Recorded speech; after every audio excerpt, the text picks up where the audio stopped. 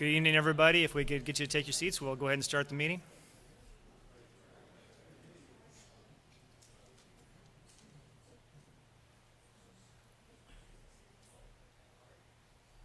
Thank you, everybody. I'm Christoph Bauer, Deputy City Manager for here at the City of Fayetteville. We're here to talk about Vanstory Mirror Lake. So hopefully everybody's here to talk about Vanstory Mirror Lake. We do have 6 meetings scheduled to talk about different parts of our community and different issues in the community. We've separated that out to make sure that we give everybody an opportunity to answer their questions specific to their part of the community. So we'll be focused on just this one lake tonight, and certainly if you have questions about other parts of the community, we invite you to those other meetings. So I want to recognize some of our elected officials in the room. We have toward the back here, we have Mayor Robertson, Councilmember Arp, and Councilmember Deviere right over here. So thank you, gentlemen, for coming and watching this with us. We are being taped tonight for a rebroadcast on our channel. So that's why we ask everybody else be up here on the microphone so that everybody can hear us. We have given out note cards for everybody. If you have questions, please write those down. Just wave your hand with people at the back of the room. We'll come up and get those from you so we make sure that we address all of your questions tonight. Okay, the next slide. Oh, it's a keyboard. Somebody told me. Oh, there you go. They teach me how to use it. So I've already acknowledged the elected officials. How did we get here? We've heard some frustration in the community. In fact, one of our first questions was, you already have the funding in place. Why isn't our lake fixed? Anybody thinking about that tonight? Yeah.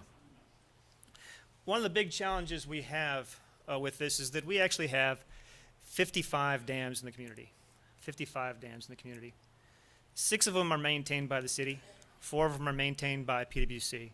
The other 45 dams are actually private dams. Several of them were actually damaged during the storm. And there was a lot of uncertainty about funding. We do not have a bank account or a line item sitting in the city's checkbook to repair dams. So when we started looking at what we could do to respond to this issue after the storm, we had to be very careful about trying to identify what funding was available. And we certainly looked to FEMA for funding for all of the projects and FEMA reimbursement.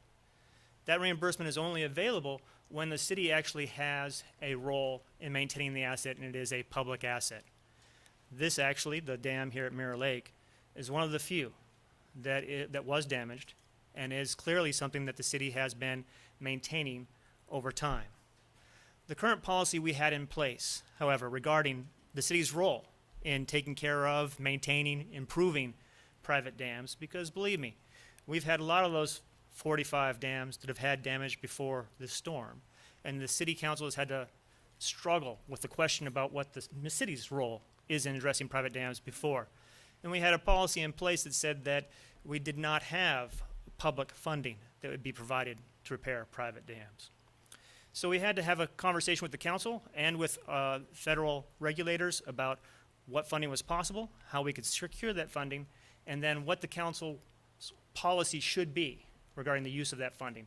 And it took us a couple of months to sort that out and get that straight and make sure that when we moved forward, we do so in a way that protected the city's ability to be reimbursed for those costs. So that's what we've been working on. That and making sure we had in place the experts we needed to design the process, to design the dam, to get through regulatory review and permitting. Permitting a dam is much more difficult in this state now. A lot of these dams are considered high hazard dams, regulated by the Department of Environmental Quality. So we actually have to go through a significant process to design those and get them permitted and get them in place. And you're going to hear a little bit more about that tonight. So we've hired Friesen Nichols as our consulting engineering firm, and they're here with us. And we have Charles Archer and Mike Waits. I knew I was going to get that wrong. Someday I was going to get there. But so we're going to have them come up here and walk you through some more information. And again, if you have a question, please write it down, raise your hand. We'll make sure we get to as many of those as we can. If we don't get to your question tonight, or if you have a question that's very specific, please put down your information, and we'll be reaching out to you individually. So thank you for your attention. Mr. Waits.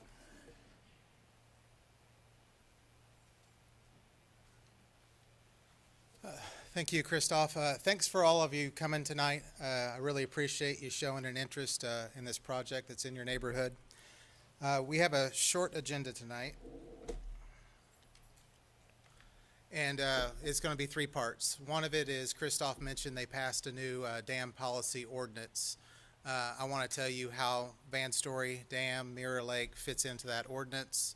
We're also going to go over the schedule of moving forward. I'm sure a lot of you have that question. And then we're going to have the Q&A. And Christoph said this, but it's probably worth repeating. We are recording this, so if it looks like everybody showed up, but in case somebody did not show up, friends, neighbors that couldn't make it tonight, direct them to the city's website, and all of this will be taped and recorded and available for them to download there. But to that end, we have this one fixed microphone, so Charles did a good job passing out all the comment cards. You'll see at the bottom, we're prepared tonight to talk about questions about Vanstory Dam, but if you have a question about trash collection, street lights, speeding, speed bumps, we probably don't have the right people here to answer that. You can still write it down on this comment card. Just put your name, contact information, and then at the bottom you have three choices to check. There's a comment private, question private. If you check that, we won't read it here tonight. We'll have somebody follow up with you, the appropriate person. And then there's question public. If there's a question about Vanstory Dam that's for the good of the group, you'd like to hear the answer to it, we'll read that here tonight. So jumping straight to the policy, Vanstory is a city-maintained dam. So what that means is from Hurricane Matthew, the damage that was caused by this, on this structure, the city is working on paying for the design, the permitting, and the construction cost on the front end, and then getting reimbursed by FEMA on the back end. To do that, they have to follow very strict state, federal protocols to get the project funded or reimbursed. What that means after this project is fixed, because you probably have that question as well, what about the future? What about a year from now, 5 years from now? The city is providing ongoing maintenance and repairs for Vanstory Dam under their new dam policies. Going to schedule, and I think Christoph talked about the timeline from Hurricane Matthew to now. I'd like to pick up where they pulled us into this project, which was April of 2017. Specifically, they asked us to assist them and be their city's project manager on this as additional resources. At that time in April, they went out for RFQs. What that means is they went out for a request for qualifications for engineering services to design the dam.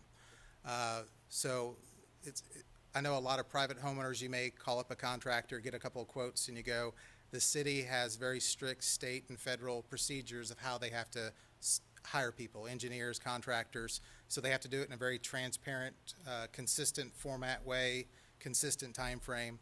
They sent that out in April. The interested engineering firms that felt they were qualified to work on the Mirror Lake project submitted their proposals in May. The city reviewed those proposals, shortlisted the firms down to a smaller number, and then did interviews. And then they selected in June Schnabel Engineering as who they viewed as the most qualified to work on the Vanstory Dam project. Since June and into July, city staff has been working with Schnabel Engineering, going back and forth on what is the scope of work that we're going to put into a contract that they're going to do for this project. They've been looking at schedules. They've been developing the cost of what the design is going to be. They are looking to finalize this contract this month, and then it goes to council in early August for them to review and then decide to award that contract to Schnabel Engineering. Once that occurs, it goes into what I'm calling the design permitting phase, which would start here in August and go into early 2018. And then construction would begin at that point and go towards the end of 2018. I suspect a lot of people in this room, you drive on roads all the time and you see the roads torn up. You understand what construction involves and how long it takes. Most of you probably haven't been exposed to design and permitting, what that consists of. So on this slide here, I have 4 blue boxes that I've broken it down into, and I wanted to walk you through that time frame a little bit. The top box there says 90% engineering design. So once they get a contract and they're underway, they would kick off the project with the city. They're going to do field work, which includes their dam engineers going out and doing their own inspection. They're also collecting past inspections and letters from the state dam safety board. They're sending surveyors out to gather topographic information, which forms the basis of their construction document files. They're going to have geotechnical drillers come out with the little drill rigs, the augers. They're going to take soil samples, and then they're going to take that information back, the soil back. They're going to do lab testing. Especially when you're dealing with dam, it's very important to understand what is the soil. Is it sand? Is it clay? How strong is it? What kind of slope will it stay up on? How quickly does it pass water through it? All those are critical to a dam design. Once they have that information, they're going to work with us and the city staff on what issues they've identified out there, what issues the state dam safety board's identified out there, and then how they're going to approach it. At that point, they're going to put together the construction drawings, and I'm sure, at least on TV, a lot of y'all have seen the 3-foot long, 2-foot wide sheets of paper, of a contractor out in the field, open up a set of rolled up plans. That's, when I say construction plans, that's what I'm visualizing in my mind. They're going to put together 3 submittals, a 35%, a 70%, and a 90%. And they're going to have the city and my company, Freese and Nichols, review those along the way. We'll coordinate back and forth, make sure we're all on the same page of how the design's progressing, what they're improving, ask for updates on the cost estimates as we go through that. Once they get to that 90% point, they have enough information on paper that they're allowed to then submit for the permits that they're required to get. That's that second blue box on there where we show 12 weeks for that process. Permits applicable to this project are going to be the Dam Safety Board at the state level, which is also pushed down from the federal level. North Carolina DEQ is looking at it from a water quality perspective. FEMA is going to look at it from a floodplain perspective. What are you proposing to do in this floodplain? Is it going to potentially make flooding any worse or not? And then the U.S. Army Corps of Engineers is going to also review it. They're looking at the environmental side, wetlands, creeks, other jurisdictional water bodies. Have you avoided all of those that you can as you design this project? And for those that you can avoid, how are you mitigating those? So that's the type of process, and these are typical time frames to move through this process. After that, the third box down is we have 2 weeks in there for the Schnabel Engineering to incorporate those comments they got from the permitting agencies, finalize their design, and then pull together the bid documents such that now the city can move to advertise out to contractors the project for their bid. So just like selecting an engineer, the contractor is required in a consistent, transparent way to advertise the project out there for all the contractors that feel they're qualified to do it, to submit their bids on it. The city gets those, they open those, they check references, and then they make a recommendation to council that the lowest responsible bidder is this person, and then council decides to award that contract to them, and then you start the construction phase. And with that, if anybody has a question card already filled out to pick up, if you could raise your hand, we need to collect those and like to move into the question and answer phase.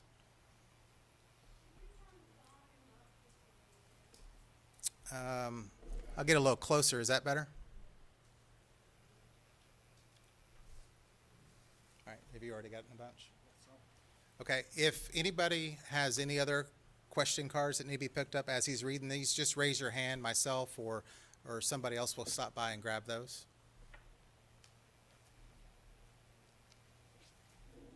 I'll switch those if you want while you start.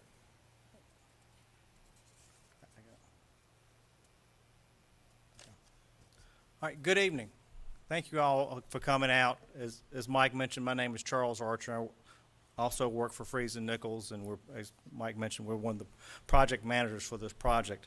My role here tonight is the easy one. I don't have any technical responsibility. It's just to take your questions and try to get through that process and hopefully get the answers that you're looking for this evening. So if you do have questions that you've written down, as Mike said, raise your hand and somebody will come and collect that and bring it up front. We've got about 8 questions submitted so far, and most of those are about schedule.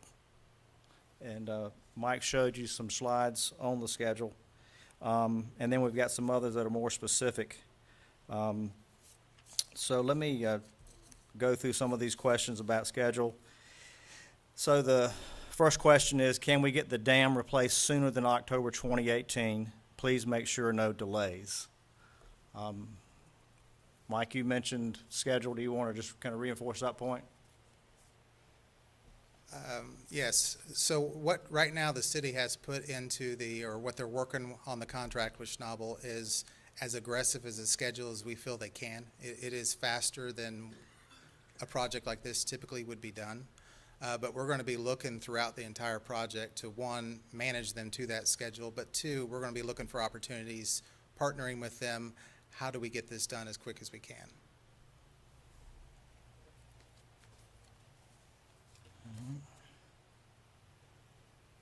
All right, the next question, again, is a schedule question. Since funds have already been set aside to repair earthen dams, why has no progress begun on Mirror Lake? And I think that was probably answered by the presentation of what's been gone through with the process of selecting an engineer to design the improvements and selecting a contractor and all the bidding that goes along with that. That'll be finished up in 2018.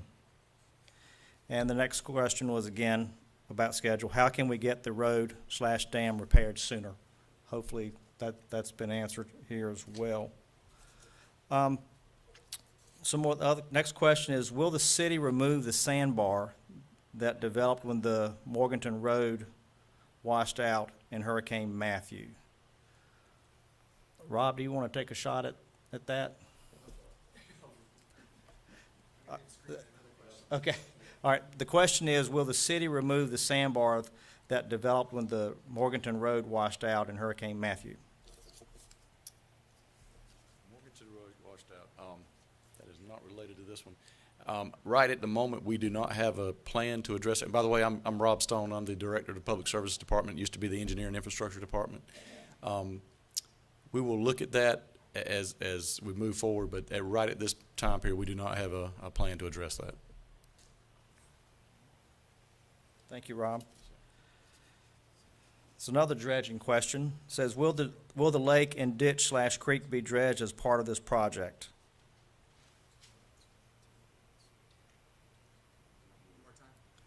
Will the lake and ditch/creek be dredged as part of this project?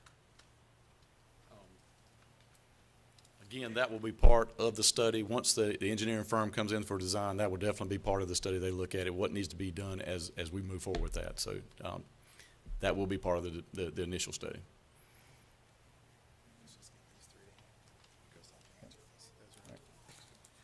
I think this question has been answered, but I'll read it so we can get it in the record. It said, is the city going to retain ownership of the dam? And if the answer is no, do residents have any recourse to affect the change regarding this? Stated the city maintains the dam and plans to continue to maintain the dam into the future. Yes. The next question, does your current plan and estimated cost include dredging the lake and protecting the erosion-prone creek back to Morganton Road? And I think Rob addressed that earlier. That'll be part of the study. Yeah, that'll be part of the design that's done by Schnabel Engineering that'll be completed between now and the end of the year. What improvements to the existing dam/road from the prior condition before the storm? Excuse me, what improvements to the existing dam road from the prior condition before the storm? And again, I think that was just answered as well. It all depends on what the design is. The road itself should not be improved. I mean, it still should be the same size, basically the same footprint as we move forward. Again, if there's something that needs to change with the dam itself, that'll be part of the design study, but the road itself will still be the same width, same condition. What is being done to prevent this from happening via storm drains? Rob? I'm assuming it's to prevent the flooding. Unfortunately, there is not anything that is a storm drain with this particular event. When you're looking at the amount of water that came through the city and the amount of flooding, there's nothing that we could have done to address that amount. Again, the new dam will be designed to withhold. It will. My impression is that it will be able to withstand more than what we saw previously for the amount, but there's no way to guarantee that there will not be another flood. And there's just with when you have a hurricane that size and you had two back-to-back events like we had, the amount of water to come, that there was just, it would overwhelm any system we had in place. The next question is, will it be an earthen dam or something more substantial, and how will it be more resistant to destruction in the future? It will still be an earthen dam. The biggest piece of it will, when you look at the spillway, that's your most critical piece of that, how that holds up. So that, again, once we get into the place, the new spillway will meet the current standards. So it will be more substantial than what was there previously, but it will definitely be an earthen dam.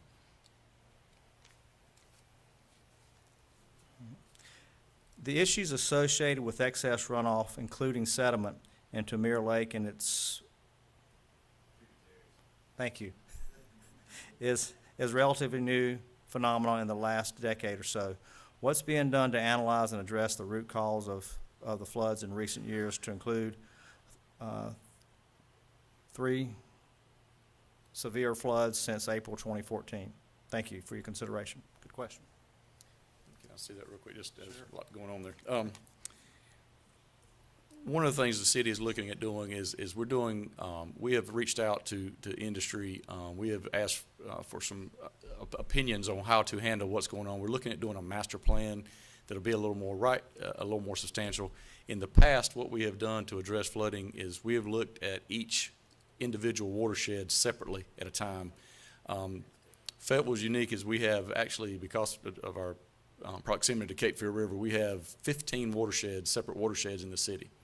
So far, since the implementation of the stormwater program, we've only looked at 2 of those watersheds right now.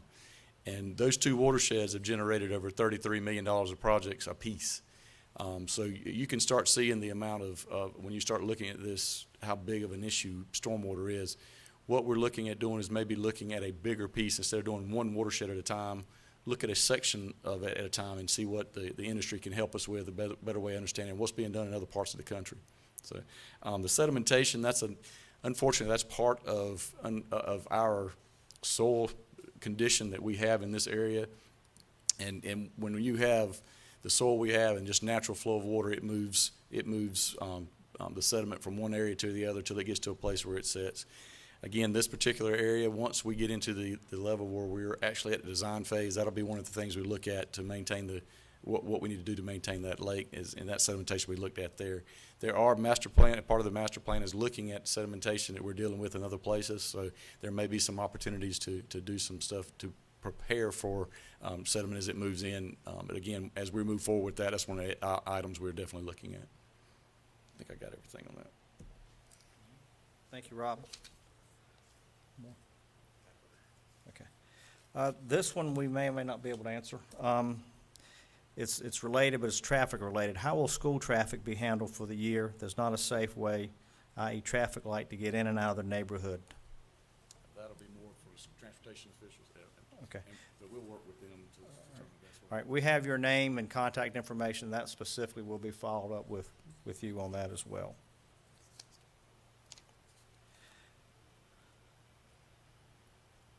Will the residents have a chance to hear what the final engineering design will be?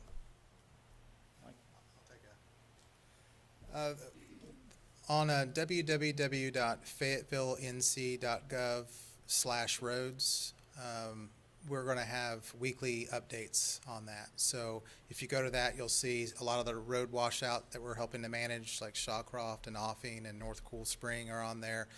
There's already a placeholder there for Mirror Lake as well as Devonwood. So every week we'll give an update on the status for that. There's also some additional time in our contract as well as Schnabel's design contract to come back to this group and let you know how the design's progressing and ask for your input along the way. We haven't determined at which point along the way, but we're going to do it before it's final to where we can still make changes based on your comments.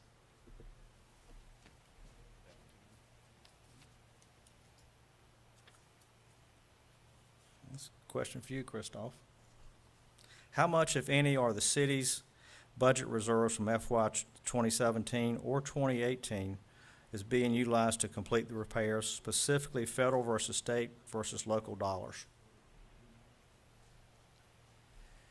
The way we're managing these funds is by recognizing both a need to pay and an opportunity to pay, but plus a receivable. So, from a cash flow perspective, we are estimating this project costs us about $2.4 million. That $2.4 million will come out of current reserves and then be paid back through FEMA reimbursement several months down the road. So we certainly would be relying on those reserves, $2.4 million worth, to actually prepay the costs and then looking for reimbursement from FEMA.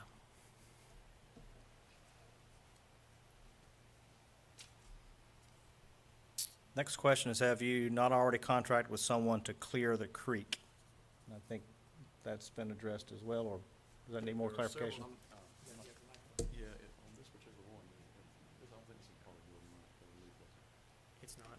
It's not. So I'm not sure exactly what part of the creek you're talking about. So if there's a specific area that you have a concern about, certainly grab us after the meeting and point it out. But we don't have any current contracting for stream clearing in this area. And the last question, there's some more over here. Somebody can grab those. The last question I have in my hand for the time being is, will the undergrowth in the lake be managed by the city until the lake is repaired? So I guess the grass and weeds that are growing in the lake bottom. I'll take that one. When you're looking at a dam in compliance with state and federal guidelines on dam safety, below that normal water pool level, a lot of the grass, the vegetation has no impact on the safety of the dam. If you're using the lake for water supply, then you're more focused on the sediment. So that's something we'll need to work with Schnabel, and one of the issues that we'll need to talk through and discuss and see if it does get addressed or not. I would say typically it is not addressed as part of a project like this, but that hasn't been decided for this project. Next question is, can a sidewalk be added across the dam? Lots of kids bike / walk to school, as well as residents walk, run, bike in the neighborhood all the time. Rob? That's another one of those design-specific items. We appreciate input like that. That's something that as we're going through the design, it may not add a whole lot of cost at all to do something like that. So that's something we can look at and evaluate and discuss with you again further. I want to add to that a little bit, just so I manage expectations carefully.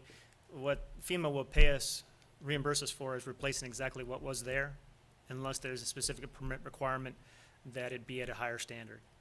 So unless we find supplemental funds, it's not likely we'll be actually enhancing the crossing. We also have to replace the project within the existing footprint in order to preserve that FEMA reimbursement opportunity. I'm down to the last question. Any more questions out there? Any more? Okay. All right. Last question is, why was Kings Grant Road and others expedited, but ours has lingered? Are there any places in the timeline to speed this up? This project is already slid 3 to 4 months to the right. There's actually a program within FEMA for emergency replacement. So when you have a facility that is critical, the only access point to a community, like Kings Grant, for example, we're actually able to move faster and have some relief from permit requirements and purchasing requirements in order to get those things in place faster. So Sipple Road was one of those. Certainly the entrance into Kings Grant was one of those. But since we had a secondary access into this neighborhood, it was not considered to be an emergency by our FEMA partners.